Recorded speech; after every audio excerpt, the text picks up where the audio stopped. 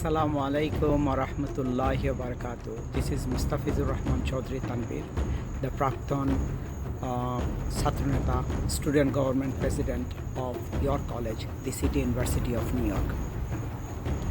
So আজকে আমি কয়েকটা ব্যাপারে কথা বলবো। একটা হলো বিপ্লব আর আরেকটা হলো যে আমাদের কি করা উচিত।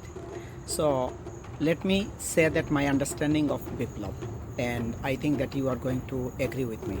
বিপ্লব একটি মৌলিক উত্থানকে বোঝায়, যেখানে পুরানো আইন ও নিয়ম আর কার্যকর থাকে না।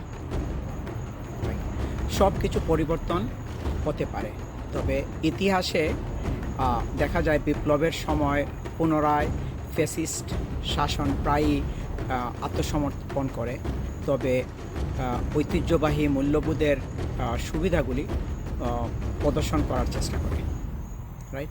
So those who are failed, they're part of that those fascist previous শাসন, তারা বিভিন্নভাবে চেষ্টা করে যেন ওই প্রিভিয়াস আইনগুলোকে রাখার।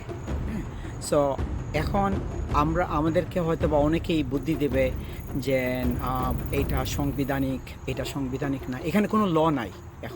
এখন আমরা যারা এই পার্ট অফ দ্য রেভলিউশন, মানে যারা রেভলিউশন করছে, যারা জিতছে, তাদের আইন, right? Until a form government, a new constitution comes, right? So this is what it is.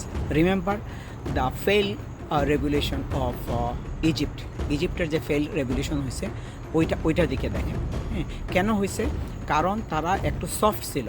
যারা previous fascist part of the fascist গভর্নমেন্টে ছিল তাদেরকে রেখে দিছিল, এর জন্য ওরা ফেল করছিল।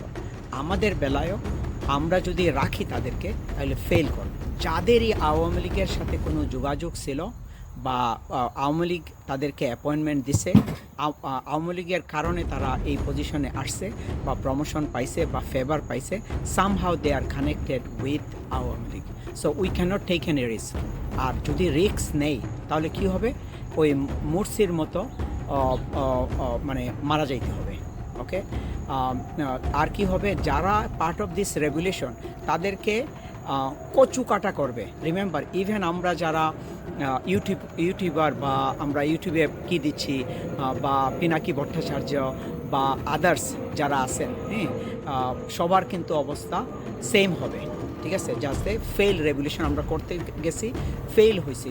যেভাবে ওই যে 5ই মের ঘটনা যেটা হয়েছে, ওরা মারা গেছে কিন্তু ওদেরকে কি করতে পারে নাই, ওরা বলতেও পারে নাই, তাদের প্যারেন্টসরা বলতেও পারে না যে আমার ছেলেটা মারা গেছে, ওই কিসের মধ্যে যায়, 5ই মের প্রটেস্টে যায় মারা গেছে, অথবা যাদের বুলেট ঢুকছিল ওরা কিন্তু হসপিটালে যাইতে পারে নাই।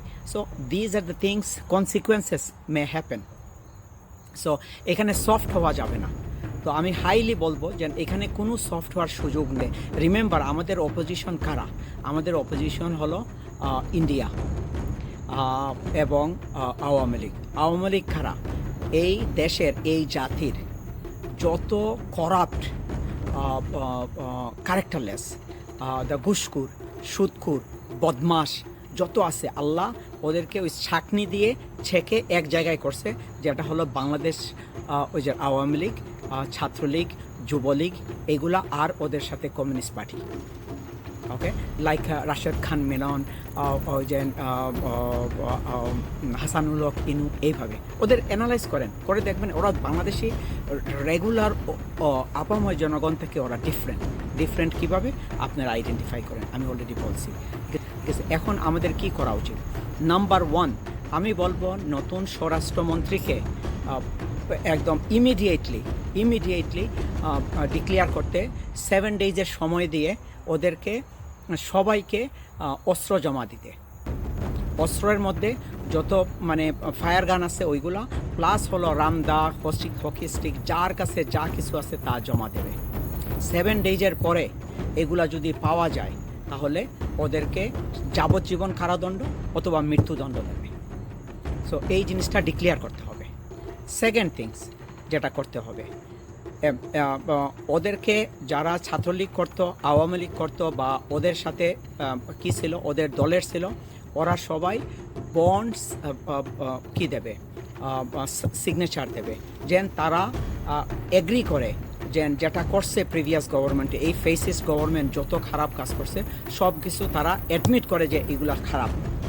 এবং তারা যদি ডিসএগ্রি করে, they have the right for 1 or 2 days to get out from the house, from the country.